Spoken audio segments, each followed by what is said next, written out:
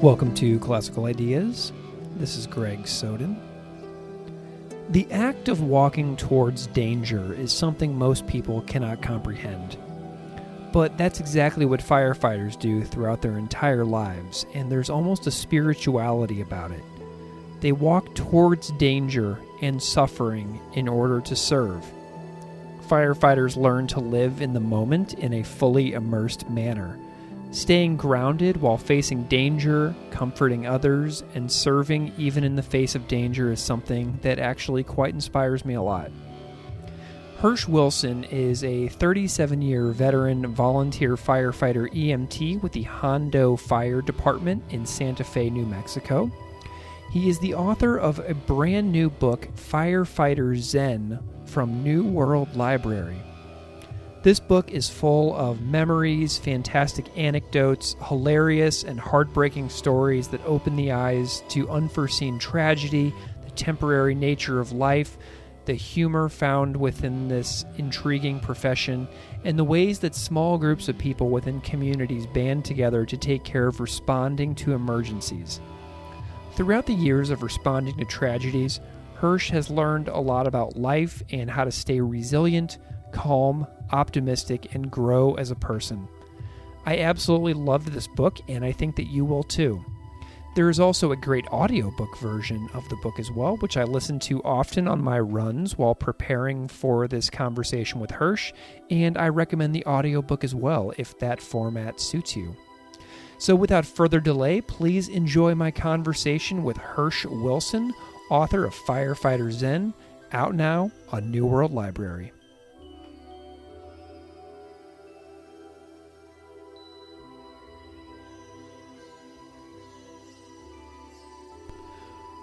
Hersch Wilson, welcome to Classical Ideas.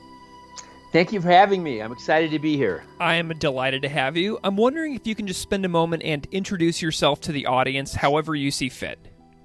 Sure. My name is Hersch Wilson. I am a volunteer firefighter and have been for 33 years. I live in Santa Fe, New Mexico. I'm married with 2 adult children, and my wife was also a volunteer firefighter. We moved to New Mexico in 1986 and jumped right into, we both grew up in theater. My wife and I, Lori and I, we both grew up in theater and dance. And then when we retired from that, we were looking around for work and ended up in New Mexico. Awesome. Well, the dance career pre-firefighting was such a fantastic little nugget in your book that we're going to talk about today. I thought that was so cool. What kind of styles of dance were you both into? We were both trained as ballet dancers, but I danced with the Royal Winnipeg Ballet in Canada. Wow. And then in Switzerland and the United States. And then Lori and I both ended up doing a lot of musical theater. Wow. Which was a blast. Yeah, it was a lot of fun. That's so cool. Do you still dance, recreationally at all? Not at all. Not at all. Okay, you got. No.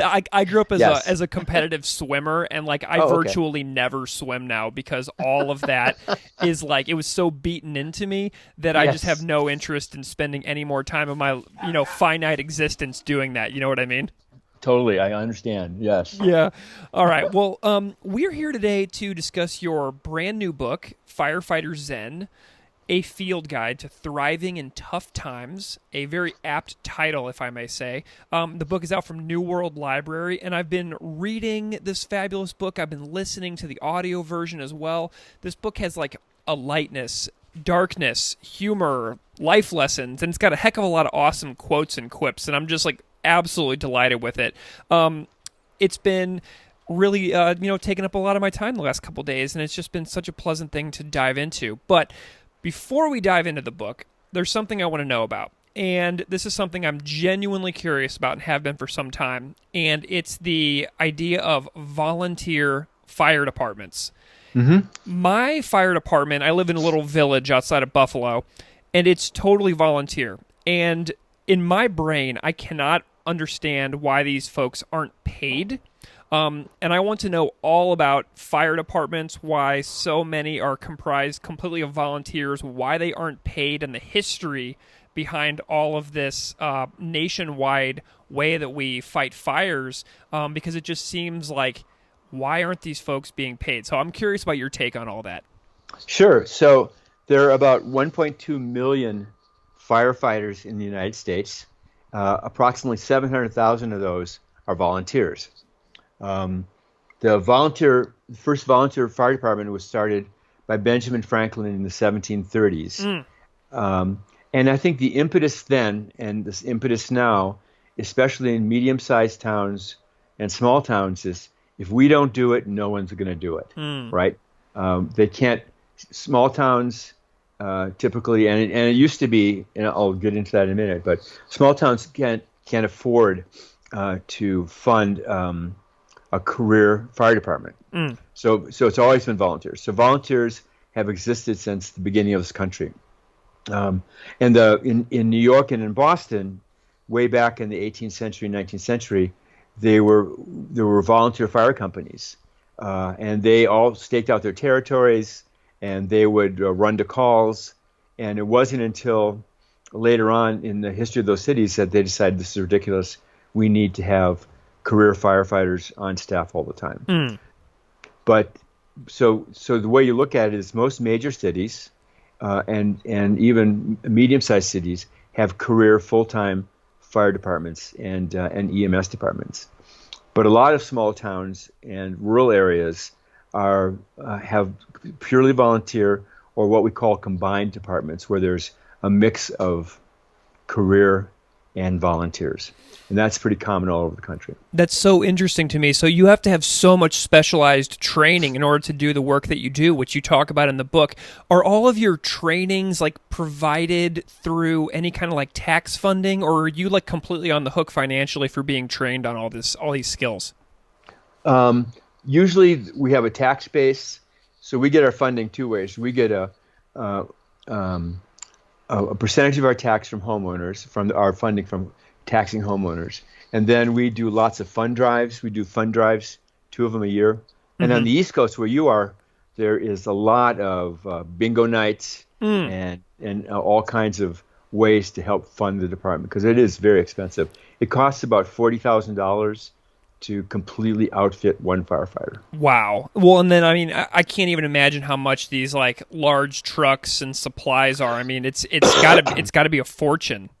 Yes, it's about $500,000 for a big engine. Yeah. Oh my gosh, that's so wild. Okay, so while you were doing this like total volunteer side gig, what were you doing to put food on the table in your everyday life? That's a great question. My wife owns a store in Santa Fe, which caters to pets. Oh, good. A lot of pet store stuff. And then I've been up until March 11th this year, 2020. I was a consultant, so I traveled a lot. I worked with large organizations on leadership development and cultural development. But all that, of course, stopped when the pandemic hit. Sure. Well, I'd love to know the story of how you got into this very selfless side, lifestyle of volunteer fire department and firefighting that you do totally for free. How did you get into this lifestyle in the first place? Sure. Well, it's my wife's fault. Oh, good. It's Lori's fault. We moved out to Santa Fe. She ended up working at a conference center, which is about an hour outside of Santa Fe. And we're a very rural state, not a whole lot of infrastructure. But one night, a guest fell and broke her ankle. And at the time, at the conference center, there was nobody who even had first aid training. So they didn't know what to do. The woman was in pain. They ended up calling the local volunteer fire department out there, and they transported her to the hospital. Well, Lori was so upset that she said, "This is never going to happen again on my watch." So she took an emergency medical technician class, which is about 6 months long, and she ground through that, did all the work 3 or 4 nights a week, and at the end, the instructor said, "Lori, what you ought to do to keep your skills sharp, because there's a lot of skill-based work as an EMT, is you ought to join a volunteer fire department." So she thought about that, and then what Lori heard, however, wasn't that she should join the department, but that we should join the department. So, so she came home and told me we were joining a volunteer fire department. I had never heard of such a thing. Yeah. Right. And when she talked about it, I just couldn't see myself as a former dancer and a business guy. Yeah. I could not see myself breaking down doors with an axe, and I had a thing like all the men in my family about blood and gore. So I just did not see that as working. But she convinced me to go to the first meeting. And at the first meeting, we sat around in the bay of the fire department. They pulled the trucks out and had tables. And there were just this arrangement of people that were amazing. There were lawyers and artists, because it's Santa Fe, and writers, contract guys, and even one federal judge. And they were all on this was the volunteer fire department. And they were passing around a picture of an unfortunate accident they had had the week before. And in it was the patient who unfortunately had died. And they were passing this picture around. And Lori looked at it and she was just intrigued after all her medical training. And then they passed it to me, and it was a picture of a guy with a broken neck, and I passed out. Yeah. I just went, I got to go. Love you guys. Great work. I'm out of here. Oh, my God. So I started walking on, then Lori grabbed me and said, maybe you can just learn how to run the trucks. And you don't have to do anything else. So what a fantastically adventurous partner you have in life. Yes, definitely. That's awesome. Yeah. Does she do any writing as well about her experiences within firefighting like you? No, she doesn't. I mean, we've discussed stories together, but she's not the writer. Awesome. She's more the action person. Nice. I love it.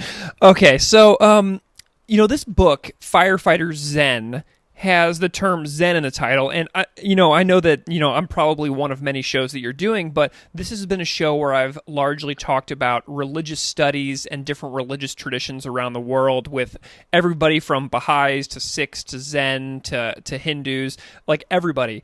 And this book has Firefighter Zen in the title, and I was curious how you equate the two terms that make up the title, so firefighter and Zen. And you start off Firefighter Zen by describing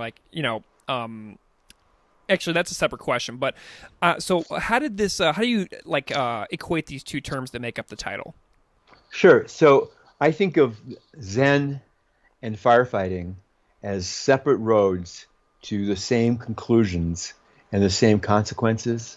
And what I mean by that is one of the two immediate lessons you learn as a firefighter are, one, that life is short.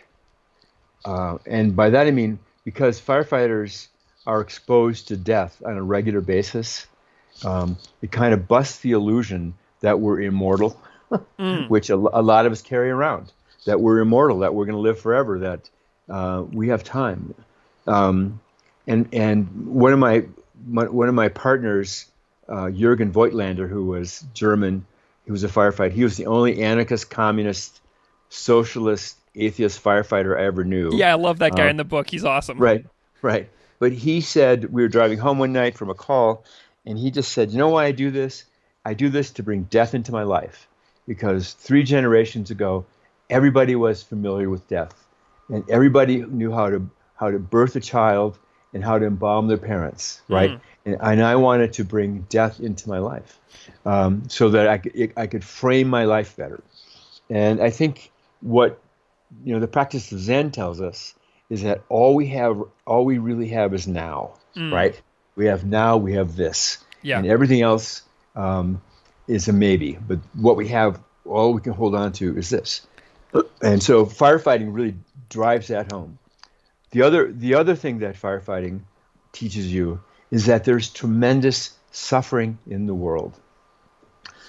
Every time a 911 call goes out, it's because someone is, in most of the calls, someone's in pain, someone's suffering. So we are face to face on a daily basis with people who are in pain. And I think Buddha said, life is suffering. Life is suffering. So firefighting takes those two tenets and puts it right in your face that our lives are short, that there is suffering. the other thing that firefighting teaches is that we all have plans. I mean, I think the best analogy is if you go back to March this year, we all had calendars, right? Yeah. We had our calendars planned for the year. We knew what we were going to be doing the next month. And as soon as the lockdowns came, we just threw all our calendars away. Yep. Because it didn't make sense. Well, that's how we firefighters understand the world, is that you can have plans, you can have your lifeline laid out, but the fact is that there's a glitch. And the glitch is that things happen, stuff happens all the time to every one of us that just derail our plans and make the present very vivid and the future uncertain. And that's, I think that's the way I choose to view life, to be really in the moment, to really enjoy what I have, and not worry too much about what's going to happen in the future, because it's so uncertain. It's a big maybe. It's a big maybe. So right before we got on the phone, I was dancing with my granddaughter, who's 2, and I thought, this is the best thing ever, right? Yeah. This is the best thing ever, and I think that holding on to that mindset is really important, especially now during the pandemic. Well, and you really messed me up when I was reading the book too, because I'm a cyclist and I read the story about the father on the bicycle in your story, and I had to put it down and walk away for a while, because that situation could have happened to me so many times throughout the past 20 years of riding my bike thousands of kilometers, like all over the country. Yeah. It's something, it just highlights that certainty that things happen and plans are just, they're so uncertain at best. Right. And I think it's important to have plans. Yeah. Right. But you have to realize that you can't be wedded to the plan so much that if it doesn't work out, you're devastated. Yeah. Right. You have to have that kind of resilience and that flexibility to get on no matter what. And I think of our grandparents, and my grandparents were both born in 1900, so they had their lives planned out, and then they went through the First World War, the Great Depression. They went through Prohibition. My grandfather was a liquor salesman. Oh wow! And then Second World War and the flu epidemic in 1919. The Red Scare, the Communist Red Scare. They went through all of this, right? So they survived, and they were great, and they were resilient, and they learned, because I think we only learn this through experience, right? We only learn this through our plans not working out and realizing, oh, I get it. Life is not about having a plan that works out. It's about having a plan, but being resilient enough to move in a different direction when it's needed. Something I also like about this book is you start off Firefighter Zen by describing the joyfulness of firefighting. I'm curious if you can just tell me about joy after being a firefighter for 30 plus years. You already mentioned the example of your granddaughter and dancing, but tell me about the joy of firefighting itself. Right. So I think when people start as firefighters, they're very addicted to the adrenaline, right? The driving fast, the red lights and sirens, the big fires, right? But after you've been in a department for a while, that fades. You don't get adrenalized that often anymore. So you have to dig deep to find something that motivates you. And what replaces that is helping people, is being there when they're in their darkest time. And the idea we talk about is that we run towards catastrophe, we run towards tragedy, and in that moment of helping somebody, you have this enormous sense of you're doing important work, and you're doing fulfilling work, and it's that kind of sense of meaning and fulfillment and helping others that to me results in true joy. And I always think of the difference between joy and happiness. Happiness is a great thing. It's to me, in my mind, how I define things, it's temporary. I think of being happy as when you buy a new car and you have that feeling, oh yeah, the new car smell. And then a couple weeks later, if you're like our family, it's full of the back seat's full of soccer socks and old French fries that are breeding, and it's like, and that happiness goes away. Yeah. It's temporary.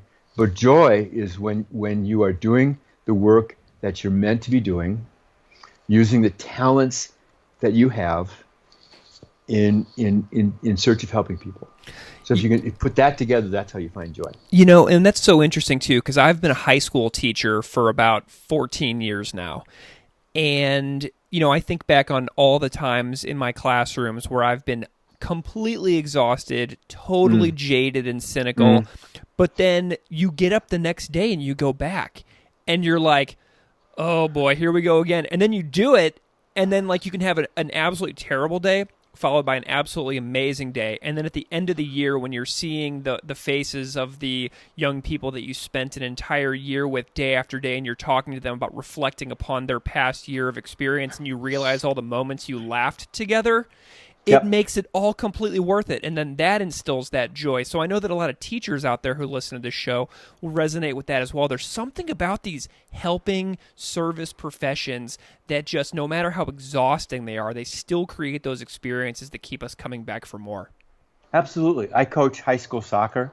And I've been a high school soccer coach for about 20 years. And it's the same thing. It's like, oh my God, another practice. It's horribly hot. I can't stand it. We're going to lose again.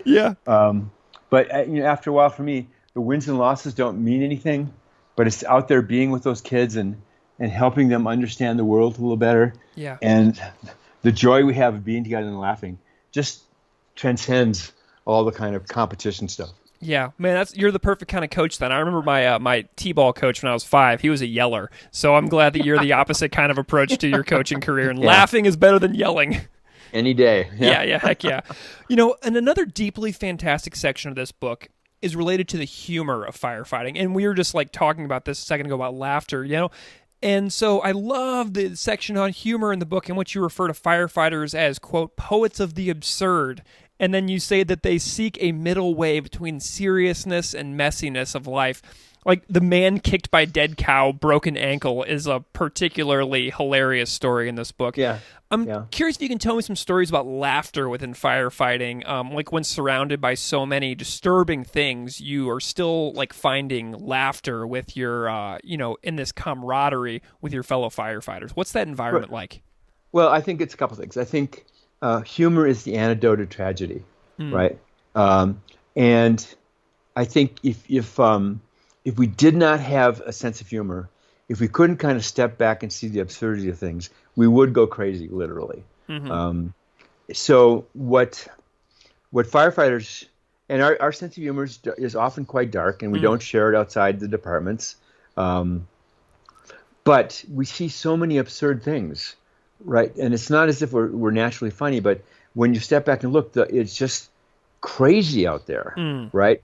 And I mean, I can't, the number of times that, I had a guy tell me that he was just a homeless guy who was drunk, and we got him in the ambulance. We're just kind of taking his vitals to make sure he was okay. And he said he was a Sandinista and he was going to murder us all. Woo! And you just say, you can either go, oh my God, or you can say, okay. Yeah. Right. And it just, every day we're just kind of confronted with the absurdity of life, and from the man kicked by a dead cow to being punched in the face by a drunk woman. You can either get really angry or realize, why did you get so close to a drunk woman who was swinging punches? Yeah. Right? And it's just always out there. So what I've learned is to do the work, be serious about the work, but also be able to step back and see it is crazy out there, and then also not take myself too seriously. And if I can put all those three things together in a day, it's a good day. Do you and your, fellow firefighters, past and present, get together around a fire pit for beers, on the weekends regularly, and just be like, man, I can't believe that happened? Absolutely. I mean, and we drive our spouses crazy because we end up telling the same stories. Yeah. Constantly, right. And so we're getting to the point where instead of telling the stories. We're just going to number them, right? And just say number 4, and everybody laughs. Oh right? man, yeah. Right, because we just keep recursively going over the same things, and I think that is important for a couple of reasons. It's enormously bonding, and you have to be close as a fire department. It is a brother and sisterhood, because you need to be close to trust each other and be open with each other. I think the other thing is it really keeps we can kind of keep an eye on everybody, see the people who are lost and have had too much and know how to treat them. And then finally, I think it just keeps us in touch with why we do the work. I love it. We're living in a time which we talked a little bit about earlier about the pandemic. And I find myself constantly absorbed in the thought of, are we all in this together or not? You know what I mean? I'm like, right. Obsessing over this question, are we all in this together or not? And you write that firefighting shifted you from sort of like a me to a we centeredness. Can you elaborate a little bit on that? Yes, I think what the fire department has taught me, because I was kind of a loner. Mm-hmm. I kind of bought into the American myth of the cowboy in the West and individualism, and sure. That's what's great in the Lone Ranger. And I've come to understand that that's just all nonsense. Mm. I think it's just nonsense. If you look at everything we've done as a country, that's been great, from the Revolution to the writing of the Constitution, all the way up to the Second World War, to putting a man on the moon. We did that collectively. Mm-hmm. Those are works of people coming together to do something important. And I'm just reading this book called How the South Won the Civil War, and by this amazing author. I can't remember her name. She teaches at Boston College, but she talks about the Second World War being this amazing, astonishing time when the country just came together as one in order to do what had to be done, right? Mm-hmm. And then after 9/11, there was that sense that we are in this together, right? And it didn't last for long, but there was that feeling. And I don't think we're all right now in the pandemic. We're all in this together. I think that my best analogy was we might be in the same sea, but a lot of us are in boats, and some of us are hanging on to pieces of lumber, right? Yeah. It's just we're not in the same, and we're not being, and our leaders are not doing the things they need to do to bring us together. So it is not a good thing. But anyways, the fire department teaches you that in order to get important work done, you have to come together. You can't fight a fire. One person can't fight a fire. 20 individuals cannot fight a fire effectively. They have to be together. They have to trust each other. They have to be bonded at a high level, and they have to work together in order to accomplish things we need to accomplish. Can you give me an example? So I'm curious about an example Sure. of that 20 people. Like, how does that look? Like, if you're working together as 20 people, what does that look like? Sure. So I've been a firefighter for 30 plus years, and after 10 years of doing stuff with the same people, we walk onto a fire scene. We know what we're going to do. There's always an incident commander, but that incident commander just has to say, Hersch, you got ventilation. Dan, you take the roof, and we know what to do, and we just work seamlessly together. And there's this feeling of, we don't have there's not a whole lot of explanation needed, right? There is, I know Dan's competent, he's going to do what he needs to do. Dan trusts me to do what I need to do, and we just attack this together. And we finish each other's sentences. We look out for each other. We have each other's backs. We see the problem through the same set, same pair of glasses, if you will. And it's just that kind of, there's a Czech psychologist, and I'm sorry I don't remember his name because it's impossible to pronounce, but he talks about a sense of flow, of when the egos are gone, right? And we just flow into this and work together as a team. Yeah. And I think that's the experience. Yeah, I know that flow state psychologist you're talking about. The Yes. name is very long and difficult, but if anybody Google searches flow state, it pops up immediately. It pops up. You do it yourself. Do the work. Absolutely. Right? So, this is, as I mentioned earlier, a show that I usually talk about religion, but I love having these out-of-the-box conversations because you can always tie in like ideas about, the biggest mysteries of the universe and the biggest questions of life that people strive to answer for millennia and, can't really answer because they're virtually unanswerable. But you include a quote from the Buddha that I really liked, which reads, "Our greatest mistake is believing we have time." And, I'm curious if you can talk a little bit about like living in the moment a little more, possibly more so than people in other professions. Like, how would you contrast firefighters of living in the moment to like some other professions that you've observed over the years? How does that differ, that momentary living? I think of it this way, and part of it goes with what our culture teaches, right? And how our culture is designed. Our culture is designed and teaches us that everything's okay, that you're going to live forever, that the pursuit of money and status and material things is how we find happiness, right? Mm-hmm. And in order for that to happen, you have to believe that you're going to live forever. All that turns out to be an illusion. And I think, although it's changing, I think most careers are, and I don't even know if it's because of the careers, it's just because of the mindset.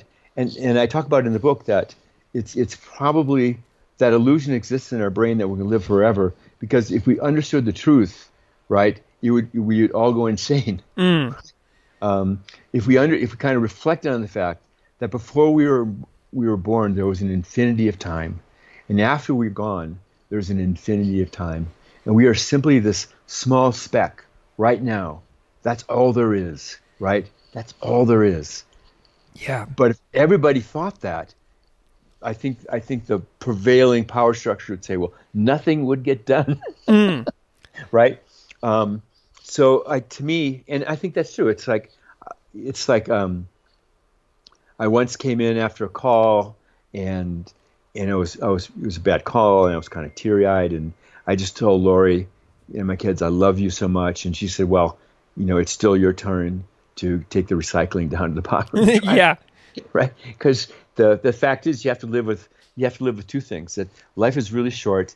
I only have this moment, and it's not guaranteed. And I have to get things done. I have to support my family. I have to do work that's important.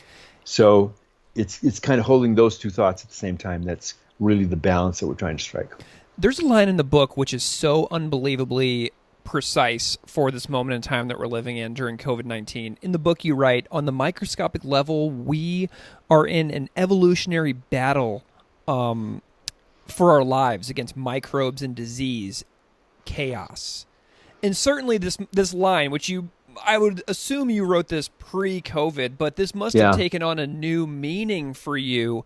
I'm curious, about the possibly few 100,000 dead Americans, if this has altered your notion of we have time, or if this has like reinforced your argument about this uncertainty that you write about in the book. Oh, I think it's definitely reinforced my belief about the uncertainty. And I think if you ask any firefighter, they're not surprised or shocked that this happened, because they know that's the way of the universe, right? Stuff happens. They are empathic. They want to help. They want to get out there and be part of the solution, but they're not surprised by this happening, because this is how things work. And I talk about the book is that if you step back, the universe we live in, I apologize to Einstein and Newton, but it's from our view, it's chaotic. Yeah. We're on this little spinning blue globe, right, amidst a billion stars and comets and meteors that eventually crash into us, and a sun that's going to eventually explode. and we're just on this planet right now, and we have this amazing ecosystem that keeps us alive. But it's pretty unique, and it's temporary. And then because we're biological animals, we're animals first. We are constantly at war with viruses and bacteria that we have evolved with for hundreds of thousands of years, right? And it's an evolutionary war. Our immune system is in an evolutionary war against bacteria and viruses that want to attack us. So. Have you done any firefighting, like any rescues or house calls or anything related to the pandemic in the last 6 months? No, because I was put immediately, because I'm 70, I was put immediately on furlough. Gotcha. Starting in April, yeah. But gotcha. Okay. My daughter is ICU doc at UNM, so she's seen plenty of it. So. Yeah. And I really enjoy hearing the anecdotes from doctors who are on the front lines of this, because there's so many folks out there who are downplaying and belittling the presence of this virus in our society. Yeah. And, I think that these real life stories are so important to talk about openly. Absolutely. And I think it's important to kind of look, if you have the time, to read about the 1918-1919 flu epidemic and the similarities and differences. And we went through, of course, Hiv Aids, and that was a huge deal back in the 80s. And there's a history of pandemics. This is not new, right? And nor are when you have a virus where we don't have a vaccine, and we don't understand yet the mortality rate, but we know it's really infectious. It becomes a math problem. Mm-hmm. It just becomes a math problem. And I think to politicize it is not helpful right now. Mm. Yeah, and something else that really jumps out to me about Firefighter Zen is that you, as a person, you clearly have a curious mind. You clearly appreciate the philosophical life of the mind. You cite philosophy regularly throughout the book. Can you tell me a little bit about, you as a writer, choosing your anecdotes and quotes that are strewn throughout the book? Because you seem to have had a lot of fun with that part of the writing process. Oh, absolutely. I think, and other writers disagree. It's like when you find someone else. I mean, let's face it. There's nothing new. Right. Right. There's nothing new. Yeah. And I think it's egotistical to assume that as a writer you've discovered a brand new way of thinking. Because right. That's just not true. So other writers and thinkers have said things much more cogently and precisely than I could ever wish to. Mm-hmm. And so if those kinds of quotes accelerate the narrative, if they kind of move the narrative forward, I'm going to use them all the time. And I have since I was 18, I've kept a journal of things that people have written or said, and that's like 130, 140 pages now. And that's where I collect most of my stuff. Yeah. The same book? Yeah. Oh my goodness, that is absolutely fantastic. Yeah. And your self-awareness of being like, well, maybe other people have said this better, is like sort of like a nice representation of the way that your ego regarding yourself has shifted over the course of your 30-plus year career in firefighting. Mm-hmm. That's pretty cool. Yeah. I think as a firefighter, what I constantly learn is to keep your ego out of it. Yeah. Right. And it's hard sometimes because it's when adrenaline's flowing and people are excited, everybody's ego and their defensiveness comes up. And I think learning to say, hey, I'm just here to help, right? I can be the lead medic here, or I can step back and do paperwork. It doesn't make any difference to me. I just want to help. She seems like she's been such a good influence on the way that you view firefighting in general. Mm-hmm. That's really cool. Well, Hersch, I absolutely love this book. I'm so glad that New World Library got in touch to chat about this book. Like I said earlier, I've been listening to the audiobook as well. I got that on Audible because I have attention issues with my own reading. And sure. So the fact that there's a physical book in my hand and headphones with this well-performed audiobook in my ears, it immerses me in the anecdotes that you lay out throughout the book. The stories are so funny and interesting, and it's been really helpful for me to have both an audio and a physical copy. So I'm really glad that you and New World Library were able to make that happen for this particular book. It's been wonderful for me. But I would recommend anybody check it out. It's hilarious and insightful and, sad, and like, it's human. It's a very human book, and it, sheds light on things that a lot of people will never experience. So this is a way to live somebody else's experiences in a way that is accessible. So I appreciate this book. I've enjoyed it. I like it a lot, and it's been absolutely fantastic having you on the show. Thank you so much. It's been a blast. Can you tell everybody where they can find you if they want to know more about your work? Sure. I have a website called HerschWilson.com. That's HERSCH Wilson.com. And then I'm on Facebook at Hersch Wilson Author. Excellent. Well, Hersch, thank you so much for being here. Thank you so much for having me, Greg. Classical Ideas is produced by me, Greg Soden. Music on Classical Ideas is composed and performed by Derek Strybig. You can find his music at www.wearewarmmusic.com. If you like this show, please rate it on iTunes, Stitcher, or wherever you get your podcasts. You can email me at classicalideas@outlook.com, or find me on Patreon at patreon.com/classicalideaspodcast. Thanks so much for listening.